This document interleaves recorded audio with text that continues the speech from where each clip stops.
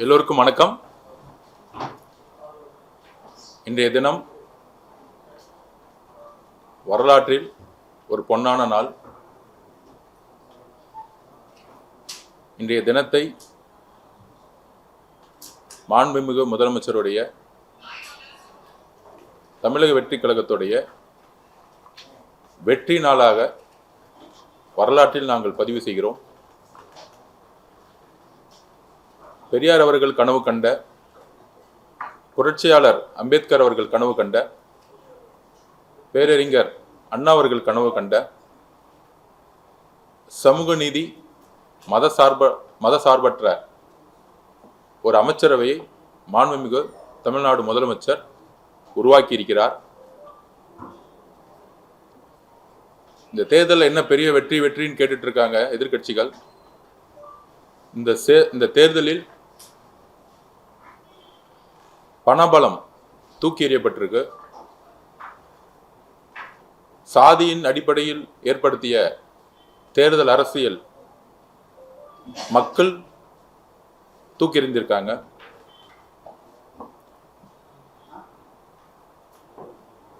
C Joseph Vijay அப்படின்னு சொல்லி மக்களிடம் ஓட்டு கேட்டு மத அரசியலை தூக்கி எறிந்திருக்கார் எங்களுடைய தலைவர்.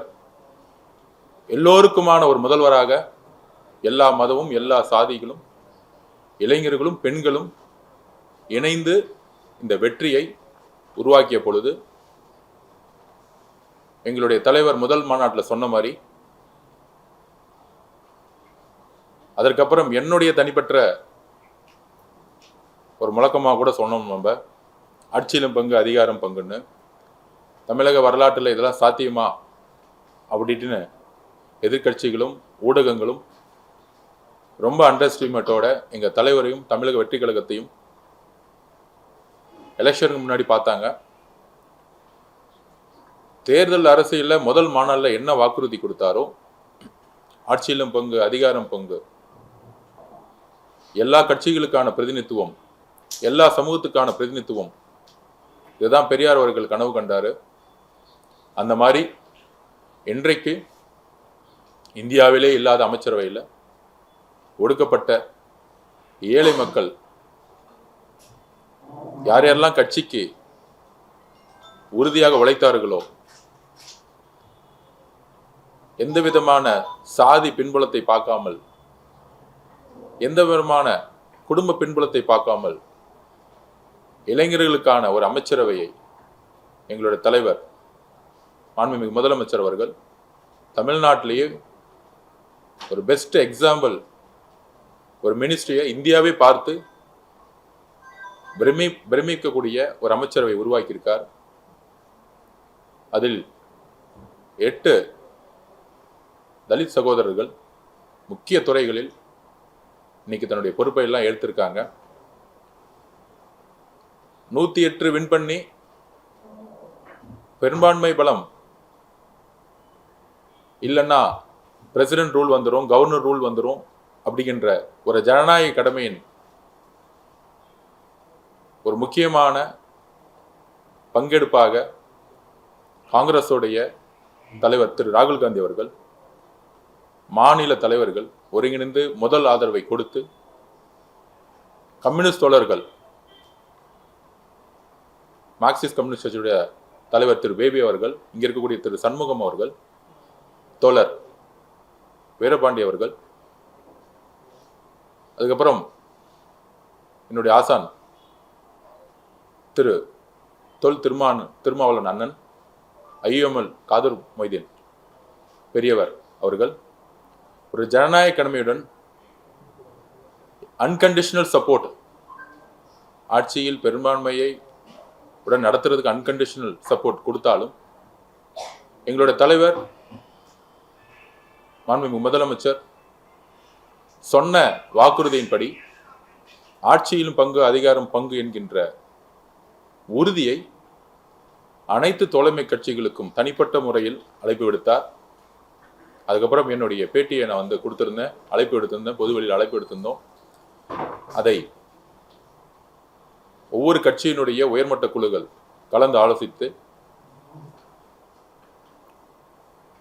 காங்கிரஸ் 2 அமைச்சர்களும் சுமார் 59 வருஷம் கழிச்சு காங்கிரஸ்ல இன்னைக்கு அமைச்சர்கள் உருவாகி இருக்காங்க. அதுக்கப்புறம் விடுதலை சிறுத்தைகள் கட்சி 30 வருஷம் அவருடைய முழக்கம். முதலில் அண்ணன் திருமானன் அவர்கள் ஒரு அதிகாரம் ஒருவரிடம் மட்டும்தான் இருக்கணுமான்னு முதலில் 99 குரல் எழுப்பினாரு. ஐயா மூப்பனார் அவர்கள் இருக்கும் பொழுது ஆட்சியிலும் பங்கு அதிகாரத்திலும் பங்கு குரல் முதலில் ஒலித்தது அவருடைய குரலில் இருந்து. IUML 1948 உருவாக்கப்பட்ட இயக்கம், 75 வருட பாரம்பரிய இயக்கம். ஆனால் இன்றைய வரையும் முன்பிருந்த அரசுகள் இஸ்லாமிய சகோதரர்களுக்கும் கிறிஸ்தவ சகோதரர்களுக்கும் எந்த விதத்திலும் அதிகாரத்தை பகிர்ந்து கொடுத்தது கிடையாது. தன்னுடைய கட்சியில் இருப்பவர்களுக்கு பெயரளவிற்கு அதிகாரம் இல்லாத துறைகளை ஒதுக்கி சமூக நீதி இல்லாத ஒரு அரசை உருவாக்கியிருந்தாங்க. ஆனால் இன்றைக்கு உண்மையான சமூக நீதி நாளாக இன்னைக்கு நாங்கள் பார்க்கிறோம். இன்றைக்கு கவர்னர் பதவியேற்ப பிறகு மாண்புமிகு முதலமைச்சர் அவர்கள் அண்ணன் திருமானன் அவர்களையும் காதர் மொய்தீன் பெரியவர் அவர்களை பார்த்து, இன்றைக்கு தான் நான் மன நிறைவோடு இருக்கிறேன், இந்த அமைச்சரவை இன்றைக்கு தான் முழுமை பெற்றது அப்படின்னு தன்னுடைய அன்பை பகிரும் பொழுது எல்லோரும் ஒரு உணர்ச்சி பூர்வமான ஒரு நேரமாக காலையில் கவர்னர் ஆஃபீஸில் ஒரு நல்ல தருணமாக இருந்துச்சு. ஸோ இன்றைக்கு பொறுத்த வரைக்கும் எங்களுக்கு உண்மையான பெரியார் கனவு கண்ட, புரட்சியாளர் அம்பேத்கர் கனவு கண்ட ஒரு சமூக நீதி நாள் இன்றைக்கு தான் முழுமை பெற்றிருக்கிறது. நாங்கள் தேர்தலில் வேலை செய்யும் பொழுது இன்றைக்கு தான் ஊடகங்கள் இவர் இந்த சாதி, இவர் அந்த சாதி அப்படின்னு இன்னைக்கு விவாதிக்கிறாங்க. ஆனால் தமிழக வெற்றி கழகத்தை பொறுத்தவரை வேட்பாளர்களை நாம் நியமிக்கும் போதும் சரி, தேர்தல் பிரச்சாரங்களை பார்க்கும் போதும் சரி, ஊடக நண்பர்களுக்கு தெரியும், மக்களுக்கு தெரியும், மக்கள் சாதியின் அடிப்படையில் ஓட்டு போடவில்லை. எதிர்கட்சிகள் தவறா பிரச்சாரம் பண்றாங்க, இந்து அறநிலைத்துறையில் இந்த கம்யூனிட்டிலேருந்து போட்டிருக்காங்கன்னு. ரமேஷ் அவர்களோட கம்யூனிட்டி அவர் இருக்கிற வரைக்கும் எங்களுக்கு தெரியவே தெரியாது. தமிழக வெற்றி கழகத்தை பொறுத்த வரைக்கும் எல்லோரும் இளைஞர்கள், பெண்கள் அதிகம். சாதியின் உணவின் அடிப்படையில் எப்பொழுதும் தேர்தல் எதிர்கொண்டது கிடையாது. அப்படி இருக்கும் பொழுது எல்லா துறையிலும் தமிழக வெற்றி கழகத்தில் ஒரு வருஷத்துக்கு முன்னாடி பார்த்துருப்பீங்க, 3 வருஷத்துக்கு முன்னாடி பார்த்துருப்பீங்க, எதிர்கட்சிகள் தமிழக வெற்றி கழகம் வெற்றி பெறவே பெறாது, எங்கள் தலைவர் முதலமைச்சர் ஆக மாட்டான்னு அண்டர்எஸ்டிமேட் பண்ணியிருந்தாங்க. ஆனால் நாங்கள் இளைஞர்கள் எல்லோரும் கடுமையாக உழைத்தோம். தேர்தல் அரசியலில், கட்சியிலுடைய பிரச்சாரத்தில் அப்படி யார் யாரெல்லாம் உழைத்தாங்களோ, இன்னும் உழைத்தவர்கள் லட்சக்கணக்கான பேர் இருக்காங்க. அதில் தலைவர் அவர்கள் எந்த விதமான அடிப்படையும் இல்லாமல் அவங்களோட உழைப்புக்கு ஏற்ற மாதிரி ஒவ்வொரு துறையும் அவரே முழு மனதுடன் எல்லாருக்குமான வாய்ப்பை கொடுத்திருக்கிறாரு. அதனால இந்த பழைய தேர்தல் அரசியல இருக்கக்கூடிய இந்த திமுகவும் அதிமுகவும் இவர் இந்த சாதி அந்த மதம் அந்த அரசியல் எல்லாம் தமிழக மக்கள் தூக்கி எறிஞ்சிட்டாங்க. ஒவ்வொரு முடிவும் மதசார்பற்ற கொள்கையிலும் சமூக நீதியின் அடிப்படையிலும் ஒவ்வொரு அமைச்சரும் ஒவ்வொரு நிர்வாகியும் காவல்துறை நிர்வாகிகளும் IAS ஆபீசரும் நேர்மையான முடிவெடுக்கணும்னு முதலமைச்சர் வலியுறுத்தி இருக்காரு. இந்த அரசு அந்த மாதிரி முடிவை தான் எடுக்கும். திருப்பியும் பதிவு பண்றோம், இந்த அரசு பெரியார் அவர்களுடைய கொள்கையிலும் அறிஞர் அண்ணா அவருடைய கொள்கையிலும் புரட்சியாளர் அம்பேத்கர் அவருடைய கொள்கையில் தான் வழி நடக்கும். அதற்காக தான் தேர்தல் அரசியல்ல மெஜாரிட்டி இல்லாத போது அதிமுக கிட்ட சப்போர்ட் கேட்டிருந்தா ஈஸியா கவர்மெண்ட் ஃபார்ம் பண்ணி முடிப்போம். ஆனால் ஒவ்வொரு கட்சியுடைய தோழமை கட்சிகளுடைய நம்பிக்கையை நாங்கள் உருவாக்கினோம். இந்த அரசு மதசார்பற்ற கொள்கையிலும் சமூக நீதி கொள்கையிலும் உறுதியாக இருக்கும் என்பதை காங்கிரஸ் தலைவர் திரு ராகுல் காந்தி அவர்களிடம் வெளிப்படுத்தினோம். அதை அவர் நம்பினார். எங்களுடைய முதல்வர்களும் அவர்களும் ஒரு சகோதரர் போல ஒரு உறவை இன்றைக்கு உருவாக்கி இருக்கிறார்கள். கம்யூனிஸ்ட் தோழர்கள் அவர்களிடம் இந்த மதசார்பற்ற கொள்கையை பற்றி ஒரு நீண்ட விவாதத்தை உருவாக்கணும். இது அதிகாரத்துக்கோ பணபலத்துக்கோ உருவாக்கிய கூட்டணி கிடையாது. அதுக்கப்புறம் விடுதலை சிறுத்தைகள் கட்சி தலைவர் அவர்களிடம் ஒரு பெரிய நீண்ட விவாதம், அவரோட இருந்தக்கூடிய தோழர் ரவிக்குமார் அண்ணன், தோழர் சிந்தனை செல்வன், எல்லோரிடமும் எந்த அளவிற்கு இந்த அரசு மதசார்பற்ற கொள்கையிலும் சமூக நீதி கொள்கையிலும் உருவாகி இருக்கிறதை விளக்கினோம். IUML கிட்டத்தட்ட 60 வருஷமா திமுக கூட்டணியில் இருந்தாங்க. ஏன் இஸ்லாமிய சகோதரர்கள் அமைச்சரவையில் பங்கெடுக்க வேண்டும்? இஸ்லாமிய சகோதரர்களுடைய பொருளாதார பின்புலம் மிக மிக மிக மிக வறுமையான பின்புலம். எல்லா சமூகங்களும் முன்னேறினாலும் மைனாரிட்டின்னு சொல்லக்கூடிய இஸ்லாமிய சகோதரர்களாகட்டும், கிறிஸ்துவ சகோதரர்களாகட்டும், பெண்களாகட்டும், இவங்களுக்கு தலித் சகோதரர்களாகட்டும், இவங்களுக்கு அரசு முக்கிய திட்டங்களை கொண்டு வரணும். நேர்மையின் அடிப்படையில் முக்கியமான திட்டங்களை கொண்டு வரணும். அப்படி கொண்டு வரும் பொழுது இஸ்லாமிய சமூகத்துடைய பிரச்சனைகளை சிறு வயதிலிருந்தே உணர்ந்த ஒரு சகோதரர் அமைச்சராகும் பொழுது கண்டிப்பாக அந்த திட்டங்களை மாற்றம் கொண்டு வருவார். எடுத்துக்காட்டாக PWD IVSன்னு எனக்கு பொறுப்பு கொடுத்தாலும் விளையாட்டுத்துறை எனக்கு கொடுக்கும் பொழுது 10 வயசுலேருந்தே விளையாட்டுத்துறையில் நான் இருக்கிறேன். நான் ஸ்போர்ட்ஸ் ஹாஸ்டலில் இருக்கிறேன். நான் ட்ரக்ஸை ஒழிக்கணும்னா விளையாட்டை முன்னிலைப்படுத்தணும்னு முதலமைச்சர் இந்த பொறுப்பு கொடுத்துருக்காரு. அந்த மாதிரி எந்தெந்த துறையை யார் யாரிடம் கொடுத்தா வாய்ப்புகளை கொடுத்தா மக்கள்கிட்ட அவங்க 24 மணி நேரம் ஃபோக்கஸ் பண்ணுவாங்கிற ஒரே ஒரு விஷயம்தான் மாண்புமிகு முதலமைச்சருக்கு இருக்கே தவிர இந்த பழைய காலத்தில் இருக்கக்கூடிய 2 கட்சிகளுடைய ஒரு அண்டர்ஸ்டாண்டிங்கோடு இருந்த ஒரு அதிகார பகிர்வு கிடையாது. எந்த கட்சியும் இந்த அதிகார பகிர்வு நோக்கி போனதில்லை. அதனால ஒரு இயற்கையான ஒரு குடும்பமாக எல்லோரும் இன்றைக்கு சேர்ந்த இயற்கையாகவே சேர்ந்த மக்கள் விரும்பிய ஒரு சமூக நீதி நாளா இன்னைக்கு மாண்புமிகு முதலமைச்சர் இந்த நாளை பார்க்குறாரு. மக்கள் இன்னைக்கு எல்லா கட்சிகளும் சரி, காங்கிரஸ் கட்சிகளும் சரி, விடுதலை சிறுத்தைகள் கட்சியுடைய தொண்டர்கள் தமிழகம் முழுவதும் முதல் முறையில் அதிகாரத்துக்குள்ள ஒரு அமைச்சரவையிலுக்குள்ள வந்த செய்தியை எல்லோரும் தன் வீட்டில் ஒரு பெரிய ஒரு பண்டிகை மாதிரி கொண்டாடுறாங்க. அதில் நெகிழ்ச்சியான தருணம் நேற்று IUML ஆஃபீஸில் திரு ஷாஜகான் அவர்கள் எல்லோரும் இஸ்லாமிய சகோதரத்தை கட்டி பிடிச்சி ஒரு ஒரு கண்ணீரோட இந்த பொறுப்பை எடுத்ததை நம்ம பார்த்துருப்போம், சோசியல் மீடியாவில் வந்திருக்கோம். ஸோ உண்மையான சமூக நீதினால நாங்கள் இதை பார்க்குறோம். கண்டிப்பாக மாண்புமிகு முதலமைச்சர் அவர்கள் உருவாக்கிய இந்த அமைச்சரவை மக்களுக்கானதாகவும் ஒடுக்கப்பட்ட ஏழை மக்களுக்கான சிறந்த திட்டங்களை கொடுக்குங்கிற நம்பிக்கையை நாங்கள் வெளிப்படுத்துகிறோம். அதில் ஒரு வருத்தத்திற்குரிய பதிவு என்னன்னா, திமுக தலைமையில் 21 கூட்டணி கட்சிகள் தேர்தலை எதிர்கொண்டாங்க. பொதுவாக தேர்தல் முடிஞ்ச உடனே கூட்டணிங்கிறது அந்தந்த தலைமையும் அந்தந்த கட்சியும் முடிவு செய்யக்கூடிய இடத்துல அவங்களுக்கான ஜனநாயக கடமை இருக்கு. எந்த கட்சியும் திமுகவுக்கு அடிமை சாசனத்தை எழுதிய கட்சி கிடையாது. இத்தனை நாள் திமுக கட்சி ஒவ்வொரு கட்சியும் அடிமை சாசனத்துடன் எழுதின ஒரு வரலாறு தான் பார்த்துருப்போம். அப்படி இருக்கும் பொழுது அண்ணன் திரு ராஜா அண்ணன் ஒரு முன்னாள் ஒன்றிய அமைச்சராக இருந்தவர். அப்புறம் அவருடைய பதிவு கூட்ட அண்ணன் திருமாவளவனையும் விசிக தோழர்களையும் பார்த்து திமுக தலைவரும் திரு உதயநிதி அவர்களும் நாங்கள் ஏன் தோற்றோம் என்ற ஒரு ஆராய்ச்சி செய்யறதுக்கு 36 பேர் அப்பாயின்மெண்ட் பண்ணியிருக்காங்க. இன்னும் அவங்களுக்கு புரியல ஏன் தோத்தோன்னு.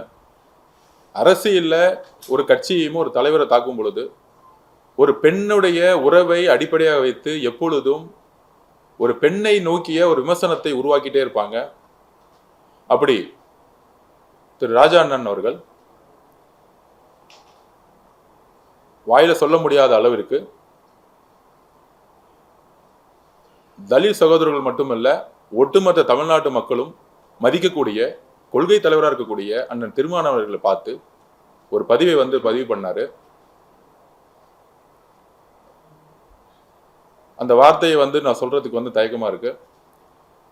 அந்த வார்த்தைகளை விசிக தொண்டர்கள் மீதும் அண்ணன் திருமாவளவன் மீதும் பதிவு செய்ய வேண்டிய ஒரு நோக்கமே நாங்கள் கண்டிக்கத்தக்கது. எதிர்க்கட்சி அரசியலை நாங்கள் வரவேற்கிறோம்.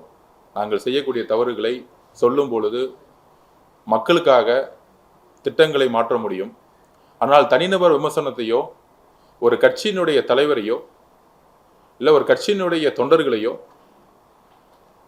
பெண்ணுடைய உறவை மையப்படுத்தி பேசுவது இது பெரியார் சொன்னதும் கிடையாது, அறிஞர் அண்ணா சொன்னது. குறிப்பாக பெரியாரும் அண்ணா அவர்களும் கற்றுக் கொடுத்த பாடம் கிடையாது. திமுக எப்பொழுதும் சொல்லும் கடமை, கண்ணியம், கட்டுப்பாடு. இன்றைக்கு திமுக கடமையும் இல்லை, கண்ணியமும் இல்லை, கட்டுப்பாடும் இல்லை. கலைஞர் அவர்களுடன் அந்த 3 கோட்பாடையும் மறந்துட்டாங்க. அதனாலதான் இந்த மாதிரி ஒரு துணை பொதுச்செயலாளர் இருக்கக்கூடியவர்கள் இந்த மாதிரி பதிவு பண்ணிட்டு இருக்காங்க. இதற்கு திமுக தலைவராக இருக்கக்கூடிய திரு மு.க. ஸ்டாலின் அவர்களுடைய விளக்கம் என்ன? ஒரு கூட்டணியில் இருக்கும் பொழுது நட்புங்கிறது கூட்டணி, இது முறிவல்ல. இன்னைக்கு தமிழக மக்களுடைய பீப்புள் மேண்டேட், அதை ஜனநாயக சக்திகள் அதை நிறைவேற்றிருக்காங்க. திமுக எதிர்க்கட்சியாக செயல்படும் போது நாங்கள் அரவணைக்கிறோம். தமிழ்நாட்டின் முதல் முறையாக எங்களுடைய முதலமைச்சர் வெற்றி பெற்றவுடன் எதிரி அரசியல் செய்யாமல் திமுக தலைவர் அவர்களுடைய வீட்டிற்கே சென்று மரியாதை நிமித்தமாக சந்தித்தார். இந்த ஜனநாயக பண்பு தமிழக வெற்றி கழகத்திற்கும் புதிதாக தோன்றிய எங்களுக்கும் இருக்கிறது. ஆனால் 75 வருஷ கட்சின்னு சொல்லக்கூடிய திமுகவுக்கு அந்த ஜனநாயக பண்பு இல்லை. திரு அண்ணன் ராஜா அவர்களுடைய அந்த ட்வீட்டை நாங்கள் கண்டிக்கிறோம். அதற்கு பயங்கரமான மன்னிப்பு தமிழக மக்கள் மீதும் விசிகே தலைவர் அண்ணன் திருமாவளவன் மீதும் அவர்கிட்ட மன்னிப்பு கேட்கணுங்கிறது எங்களுடைய கோரிக்கை. மேடம் கனிமொழி மேடம் எப்பொழுதுமே குரல் கொடுப்பாங்க. ஆனால் திமுகல தன்னுடைய சக தோழராகக்கூடிய துணை பொதுச்செயலாளர்கள் பெண்ணையினுடைய உறவை வைத்து பேசக்கூடிய அந்த வார்த்தைகளுக்கு கண்டனம் தெரிவிக்கணும்னு நாங்கள் கேட்டுக்கிறோம். இந்த மாதிரி சொற்களை சோசியல் மீடியாலையும் ஒரு பெண்ணை நோக்கி விமர்சனம் வரும் பொழுது கண்டிப்பாக காவல்துறையை கம்ப்ளைண்ட் பண்ணும்பொழுது நடவடிக்கை எடுக்கணும்னு நாங்கள் சொல்லியிருக்கிறோம். ஏன்னா இந்த அரசை உருவாக்கியது பெண்கள். எந்த பெண்கள் மீதும் சோசியல் மீடியாலேயோ இல்லை அரசியல் ரீதியானையோ ஒரு தாக்குதல் ஏற்பட்டால் கடுமையாக சட்டம் ஒழுங்கை நிலைநாட்ட, பெண்களுடைய பாதுகாப்பையும் மாண்பையும் உறுதி செய்ய நாங்கள் காவல்துறையை நாங்கள் கேட்டுக்கொண்டிருக்கிறோம். அதுக்கப்புறம் திமுக தலைவர் கனிமொழி மேடம் நேற்று ஒரு ட்வீட் பண்ணியிருந்தாங்க. நாங்கள் அவர்கள் மீது எப்பயுமே மரியாதை வச்சிருக்கோம். தமிழ் தாய் வாழ்த்தை பற்றி சொல்லியிருந்தாங்க. இதை நாங்கள் ஆல்ரெடி இதை பற்றி விளக்கம் கொடுத்துருந்தோம். திமுக தலைவராக இருக்கக்கூடிய இன்றைய திரு மு.க. ஸ்டாலின் அவர்கள் முன்னாள் முதலமைச்சர், அவர் பதவியில் இருக்கும் பொழுதே இதே கவர்னர் லேட்டஸ்டா ஹோம் செக்யூரிட்டி டிபார்ட்மெண்ட்ல இருந்து ஒரு சுற்றறிக்கை வந்திருக்கு. இது லேட்டஸ்டா வந்தது. அந்த சுற்றறிக்கையில இந்தியா முழுவதும் வந்தே மாதத்தை முதல்ல பாட சொல்லியிருக்காங்க. கவர்னர் கிட்ட அந்த சுற்றறிக்கை வந்திருக்கு. நம்மளுடைய நிலைப்பாடு இதுவரைக்கும் அரசு நிகழ்ச்சிகள் எதுவும் இதுவரைக்கும் நம்ம தொடங்கல. எல்லா துறை சார்ந்த செயலர்கள் அப்பாயின்மெண்ட் பண்ணிட்டு இருக்கோம். இப்போ முதல் நிலவு பதவியேற்பு விழா முதல் நாளே மாண்புமிகு முதலமைச்சர் ஒரு 5 நிமிடம் இதை பத்தி பேசினாரு கவர்னர் கிட்ட. எங்களுடைய கட்சி பேரே தமிழக வெற்றி கழகம், தமிழுக்கு தான் எப்பொழுதும் முன்னுரிமை. அதனால தமிழ் தாய் வாழ்த்தை முதல்ல நீங்க பாடணும்னு சொன்னாரு. அதுக்கப்புறம் தனிப்பட்ட முறையில் நானும் கவர்னரை பார்த்தேன். ஆனால் அவர் சொன்னது ஹோம் செக்ரட்டரியில் என்ன சர்க்குலர் வந்திருக்கோ அதை தான் நாங்கள் ஒபே பண்ண முடியும்னு அவர் சொன்னார். பதவி விழா முடிந்தது. 2வது அரசு நிகழ்ச்சியும் பதவி விழா தான், 3வது அரசு நிகழ்ச்சியும் பதவி விழா தான். இதற்கு முன்பே திரு மு.க. ஸ்டாலின் அவர்கள், திமுக தலைவர் மு.க. ஸ்டாலின் அவர்கள் முன்னாள் முதலமைச்சராக இருக்கும்போது பொறுப்புல இருக்கும் பொழுது சென்னை உயர்நீதிமன்றத்தில் பதவியேற்கும் பொழுது, நீதிபதி பதவியேற்கும் பொழுது இதே நடைமுறையை கவர்னர் கடைபிடித்தார். அப்பொழுது மு.க. ஸ்டாலின் அவர்கள் பதிவு போட்டிருந்தார், தமிழ் தாய் வாழ்த்து முக்கியங்கிறது அந்த நிலைப்பாடு தான் சொல்லியிருந்தாங்க. தமிழக வெற்றி கழகத்தை பொறுத்தவரை மாநில சுயாட்சி கொள்கையில் நாங்கள் உறுதியாக இருக்கிறோம். பேரறிஞர் அண்ணா என்ன கூறினாரோ, தமிழ் தாய் வாழ்த்து பாடாமல் இருப்பது மாநில சுயாட்சிக்கு எதிராக எழுப்பிய குரல் என்கிறதை நாங்கள் பதிவு செய்கிறோம். கண்டிப்பாக சட்ட வல்லுநர்களுடன் நாங்கள் அதை பத்தி டிஸ்கஷன் நடந்துகிட்டு இருக்கு. இந்த சுற்றறிக்கைக்கு எதிராக கோர்ட்டுக்கு போக முடியுமா அப்படிங்கிற ஒரு விஷயத்த நாங்கள் டிஸ்கஷன் பண்ணிட்டு இருக்கோம். கவர்னரிடம் நாங்கள் வந்து 2-3 தாட்டி பேசி பார்த்தோம். அவரை பொறுத்தவரையும் ராஜ்பவன்ல கவர்னருடைய தலைமையில் நடக்கக்கூடிய நிகழ்ச்சிகள் எல்லாத்துலேயும் ஹோம் மினிஸ்டருடைய சர்க்குலர் தான் நான் ஃபாலோ பண்ணுவேங்கிறத அவர் நிலைப்பாடு எடுத்துட்டாரு. தமிழக அரசினுடைய நிகழ்ச்சிகள் மாண்புமிகு முதலமைச்சர் தலைமை தாங்கிக் கொண்ட எல்லா நிகழ்ச்சிகளையும் தமிழ் தாய் வாழ்த்து தான் முதலில் இடம்பெறும். அதில் நாங்கள் உறுதியாக இருக்கிறோம். மாநில சுயாட்சி கொள்கையில் நாங்கள் உறுதியாக இருக்கிறோம். இருமொழி கொள்கையில் நாங்கள் உறுதியாக இருக்கிறோம். கல்வித்துறையில் எந்த அழுத்தங்கள் வந்தாலும் மாநில சுயாட்சி கொள்கையை விட்டுக் கொடுக்காமல் உறுதியாக இருக்கிறோம். மதசார்பற்ற கொள்கையில் நாங்கள் உறுதியாக இருக்கிறோம். சோ பாராளுமன்ற உறுப்பினர் திருமதி கனிமொழி மேடம் அவர்களுடைய நிலைப்பாடு தான் எங்களுடைய நிலைப்பாடும். எந்த காலத்திலையும் எப்பொழுதும் நாங்கள் தமிழையும் தமிழ் தாய் வாழ்த்தையும் எந்த காலத்திலும் நாங்கள் விட்டுக் கொடுக்க மாட்டோம். அது எங்களுடைய உயிர் நாடி அதை என்பதை பதிவு செய்கிறோம்.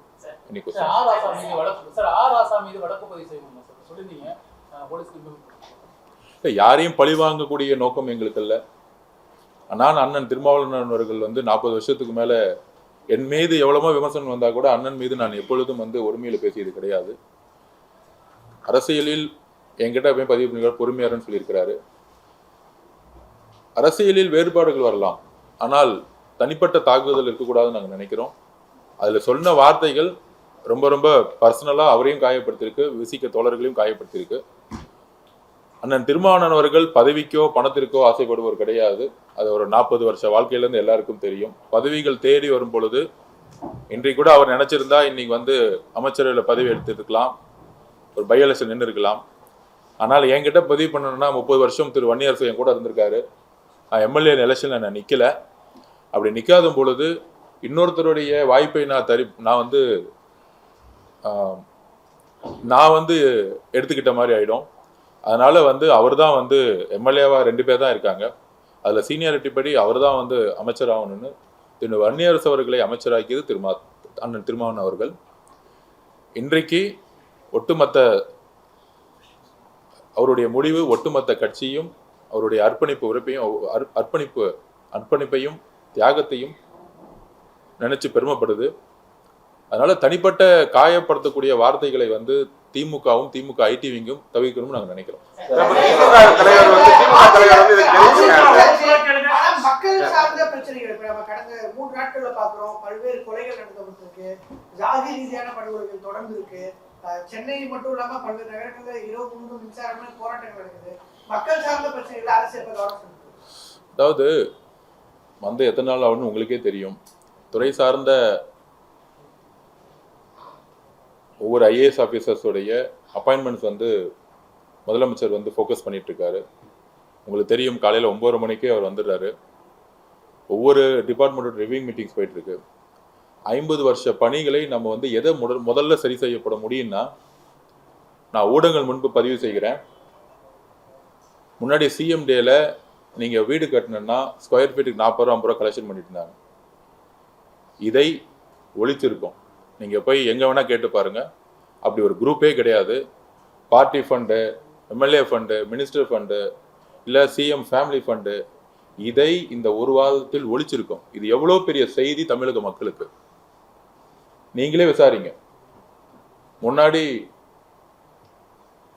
ரூரல்ல நீங்க ஸ்கொயர் ஃபீட்ல ஒரு ஏக்கர்ல டிடிசிபியில போய் அப்ரூவ் வாங்கினா ஒரு பெரிய டீம் வசூல் பண்ணிட்டு இருப்பாங்க. அதை ஒழித்திருக்கோம். டாஸ்மார்க்ல ஊழலை அமைச்சருக்கான ஃபண்டுங்கிறத ஒழிச்சிருக்கோம். நெடுஞ்சாலைத்துறையில் டோட்டலா எல்லா டெண்டரையும் ரிவிஷன் பண்ணிட்டு இருக்கோம். பிடபிள்யூடியோட எல்லா டெண்டரும் ரிவிஷன்ஸ் பண்ணிட்டு இருக்கோம். 2 முக்கியமான துறைகளில் எப்பயுமே ஊழல் நடக்கும். பிடபிள்யூடி, ஹைவேஸ், டாஸ்மார்க், இந்த மாதிரி முக்கியமான துறை நேர்மையான அதிகாரிகளை போட்டு 5 ஆண்டுகள் செய்த தவறுகளை ஒருத்தர் மேல பழி வாங்காமல் என்னென்ன தவறுகள் செய்து நிகழ்ந்திருக்கிறத நாங்கள் எடுத்துக்கிட்டு இருக்கோம். இப்ப இன்னையிலிருந்து அமைச்சருக்கான ஃபண்டோ இல்லை அமைச்சர் பேரை சொல்லிக்கிட்டு அவங்களுடைய குடும்ப உறவுகளோ இல்லை யாருமே எந்த இடத்துலையும் ஈடுபடுறது கிடையாது. நீங்களே பார்த்துருப்பீங்க. ஆற்று மணல் ஏற்றி முதலமைச்சருக்கான ஃபண்டுங்கிறது இல்லை. நீங்கள் பார்த்துருப்பீங்க, கரூரில் எந்த இடத்துலையுமே ஆற்று மணல் ஏற்றுறது இல்லை. மைன்ஸில் எங்கெங்கெல்லாம் இல்லீகல் மைன்ஸ் இருக்கோ அதெல்லாம் வந்து அந்தந்த கலெக்டர்கிட்ட எடுக்கணும்னு சொல்லியிருக்கோம். ஸோ தமிழகம் முழுவதும் ஒரு 11-12 டிபார்ட்மெண்ட்டில் ஊழல் வந்து கடுமையாக இருக்கும். போக்குவரத்து துறையில் இருக்கும். நீங்கள் போய் ஒரு லைசன்ஸ் கேட்டிங்கன்னா காசு இருக்கும். இன்னைக்கு காலையில் ஒருத்தர் வந்தார், சார் லைசன்ஸ் வாங்குற இடத்துலலாம் வந்து பார்த்தீங்கன்னா நீ காசு கேட்கறது இல்லைங்கிறாங்க. ஏன்னா அமைச்சருக்கு ஒரு ஃபண்டு போகும்போது அதிகாரிகள் கேட்பாங்க. அந்த மாதிரி ஒரு ஷேர் முன்னாடி வந்து ஒரு ஒரு குடும்பத்துக்கு 15%, 11% மினிஸ்டர், அதிகாரிகள் 7% இப்படின்னு சொன்னக்கூடிய ஒரு 35-36% கான்செப்டை இன்றைக்கு இந்த ஒரு 10 நாள் நாங்கள் தூக்கி எறிஞ்சிருக்கோம். இது ஒரு மிகப்பெரிய மாற்றம், தமிழ்நாட்டுடைய நிர்வாக ரீதியான ஒரு மிகப்பெரிய மாற்றம். அதற்கு முதலமைச்சர் அவர் சொன்ன மாதிரியே ஒரு கிளீன் கவர்மெண்ட்டை, அது எவ்வளோ பெரிய சாதாரண விஷயம் இல்லை. ஒரு 50 வருஷமா ஒரே சிஸ்டத்தில் முன்னாடி போன ஆட்சியில் இருந்தவங்க அதிமுக இருக்கும்போது 10% இருந்தது, அதிமுக வந்தவொடனே 12% தான் மாற்றினாங்க. எதுவுமே வந்து மாற்றலை. இன்னைக்கு 0% முதலமைச்சர் குடும்பத்துக்கு எதுவுமே இல்லை, முதலமைச்சருக்கு எந்த விதமான பார்ட்டி ஃபண்டும் கிடையாது, அமைச்சருக்கு எதுவும் கிடையாதுங்கிற ஒரு அரசியலையும் ஒரு நிர்வாகத்தையும் எப்படி உருவாக்கிங்கிறத நாங்கள் பதிவு பண்ணியிருக்கிறோம். நீங்களே மீடியாவே நீங்கள் போய் அனலைஸ் பண்ணுங்க, எல்லா டிபார்ட்மெண்ட்லையும் போய் அனலைஸ் பண்ணுங்க. அதனால இந்த ஒரு பெரிய விஷயத்தை 50 வருஷங்களாக எந்த விதமான அரசியலும் உருவாக்கல. அதில் நாங்கள் ஒரு ஒரு நிமிர்ந்த பார்வையுடன் சொல்லுகிறோம். இந்த 50 வருஷத்துல உருவாக்க முடியாத மாண்புமிகு தலைவர் எங்களுடைய முதலமைச்சர் அவர்கள் இதை உருவாக்கியிருக்காங்க. முதலமைச்சர் எவ்வளியோ அமைச்சர்களும் அவ்வளி, அமைச்சர்கள் எவ்வளியோ எம்எல்ஏக்கள் அவ்வளி, கட்சியும் அந்த வழியில நடந்துகிட்டு இருக்கு. கண்டிப்பா இது ஒரு பெரிய நிர்வாக மாற்றம். காவல்துறையில நல்ல ஆபீசர்ஸ் வந்து இப்பதான் அப்பாயின்மெண்ட் பண்ணிட்டு பார்த்துருப்பீங்க. கடுமையான நடவடிக்கை, கீழே வரைக்கும் இன்ஸ்பெக்டர் வரைக்கும் அதுக்கான ரிவிஷன்ஸ் போயிட்டு இருக்கு. இன்னும் ஒரு மேக்சிமம் ஒரு டைம் கொடுங்க, ஒரு 60 நாள் டைம் கொடுத்தீங்கன்னா என்டையர் ஒரு நிர்வாக மாற்றத்தை நீங்க வந்து உங்களுடைய கண் முன்னாடி பார்ப்பீங்க. இப்போ நீங்க பொதுப்பணித்துறையில ஆய்வு கூட்டம் நடத்திருக்கீங்க. மிக முக்கியமா பார்த்து பொதுப்பணித்துறை தான். பொதுப்பணித்துறையில முக்கியமானது என்ன பெரிய திட்டங்கள் கொண்டு வர போறீங்க? ஏன்னா ரொம்ப நாளைக்கு டேமும் கிடையாது, ஒண்ணுமே கிடையாது, தடுப்பணை எல்லாம் கட்ட போறீங்க.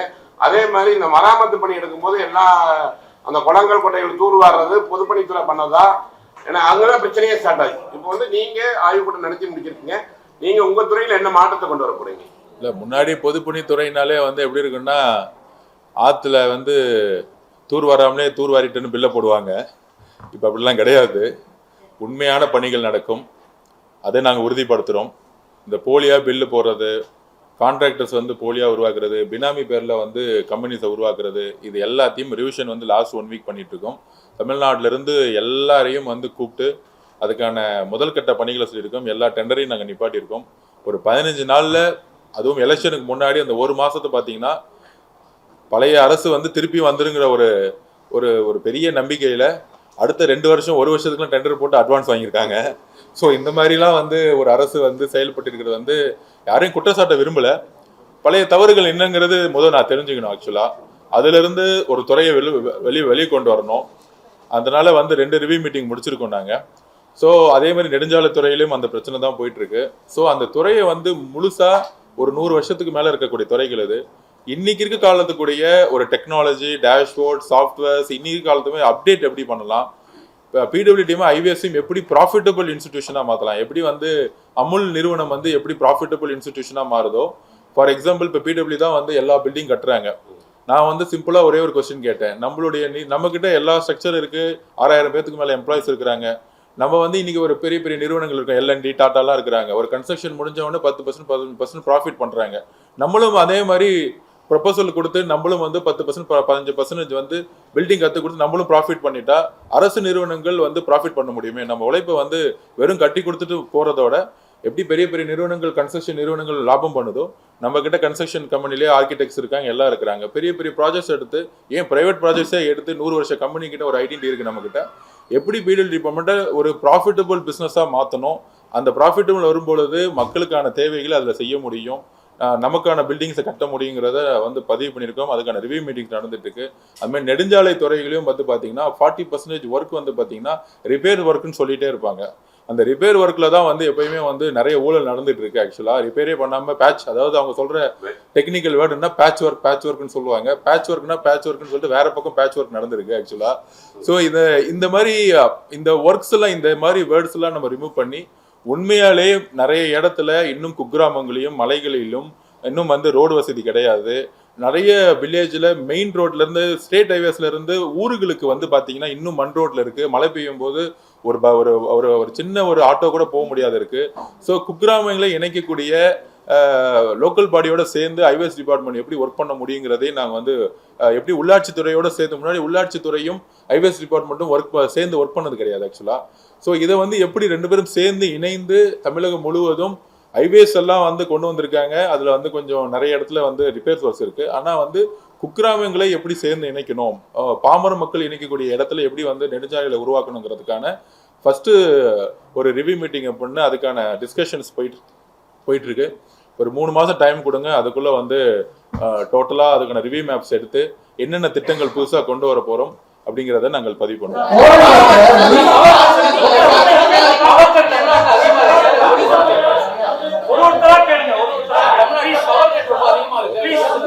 ஒரு நிமிஷம் அந்தந்த துறை சார்ந்த அமைச்சர்கள் வந்து இன்டர்வியூ கொடுப்பாங்க. நான் வந்து ஒரே நிமிஷம் அந்தந்த துறை சார்ந்த அமைச்சர்கள் கொடுப்பாங்க. மித்த டிபார்ட்மெண்ட்டை பத்தி பேசுறதுக்கு அது வந்து என்ன சொல்றது, அது வந்து ஒரு மரபு கிடையாது.